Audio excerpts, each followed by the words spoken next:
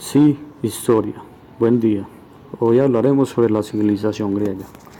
Y vamos a resaltar que la civilización griega es la cuna de la civilización de Occidente. Es la suma del nacimiento de la razón, la transmisión del mito de Logos y se cree que imitaron la razón. Ellos creían en el cosmos y que todo tiene un orden natural establecido, y orden que obedece unas reglas nomos, representadas en las matemáticas y su aporte con la geometría euclidiana y pitagórica principalmente, y que son leyes vinculadas con un movimiento o dinamismo. Dan origen al mitos y al logos, que originalmente significaban palabra. Además se inventan las fábulas con Esopo, que es quien deja por escrito las fábulas, que se le llama mitos a algo sumamente relevante en cuanto a la evolución cultural de la historia de Occidente.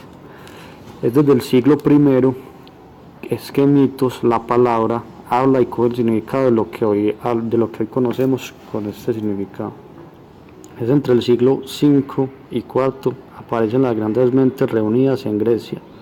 Existen tres periodos o épocas relevantes: época micénica, prehelénica y edad oscura, que fue cuando se dio la invasión de los dorios y se acabó con la centralidad que había por parte de la isla de Creta.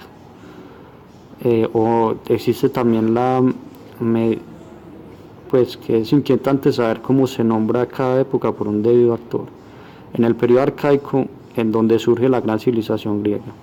La civilización helenística es la de Alejandro Magno, quien lleva a Grecia al resto del mundo. La civilización micénica, por su parte, abarca el periodo entre 2000 a 1100 a.C. Por otra parte, la civilización minoica, que tiene una forma de escritura muy simple, se ubica en el mar Egeo. Está en contacto con los egipcios. La forma de escritura se denomina la lineal B y se ubica antes de la civilización micénica. Además, se sabe que los hititas tienen contacto con los minoicos y los cretenses están influenciados por esto. Hacia el 1600 aparecen los micénicos y los pueblos indoeuropeos o arios, que son invadidos. Se dice además que eran civilizaciones palatinas, o sea que viven alrededor del palacio y es en el palacio de Nosos, que está en la isla de Creta, donde se establece Minos. El del muy reconocido historia sobre el Minotauro, que fue obra del dios de los mares de esa época. Después de los dorios se invaden y desaparecen la escritura, en la llamada época oscura, porque se dice que no hay evidencia de cómo vivían. Desaparece la figura de Lanas, que era el rey, y la burocracia de escribas, y la mayor figura política eran los basileos, que eran un administrador de tierras para los minoicos y para el resto de toda Grecia.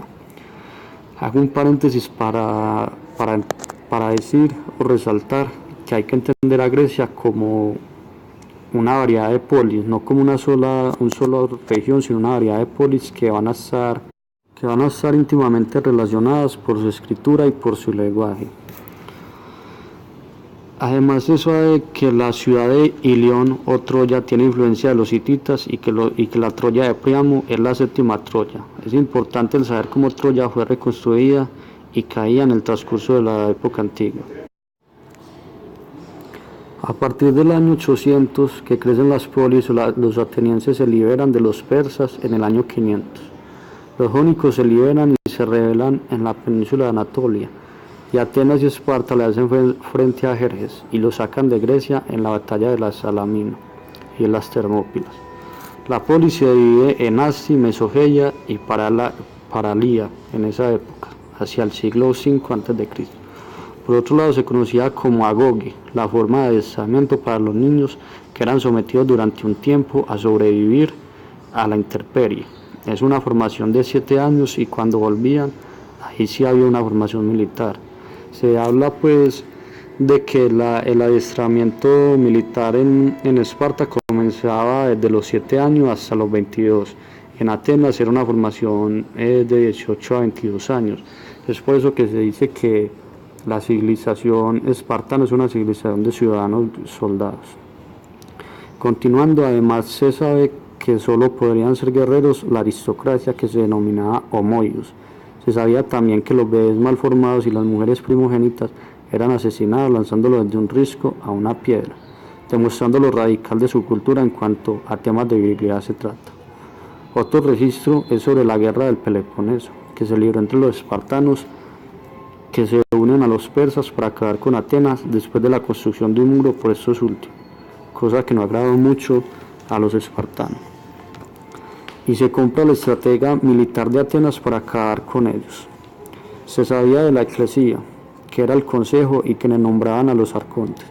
En cuanto a estos últimos, se sabe que Solón Arconte hacia el 509 a.C. cambia las clases sociales por la sangre a por dinero, y dice que es ciudadano todo quien no fuera esclavo, y divide las clases sociales en 4: hipes, pentacosiomeínos, que eran quienes poseían 500 sacos de grano, cosiomeínos que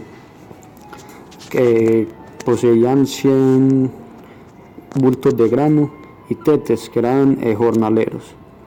Y efialtes, otro arconte, modifica que a todo quien va a participar de la eclesía se le debía pagar un día de trabajo. Así nomás, esto es lo más relevante sobre la cultura griega. Nos vemos en otro día. Gracias.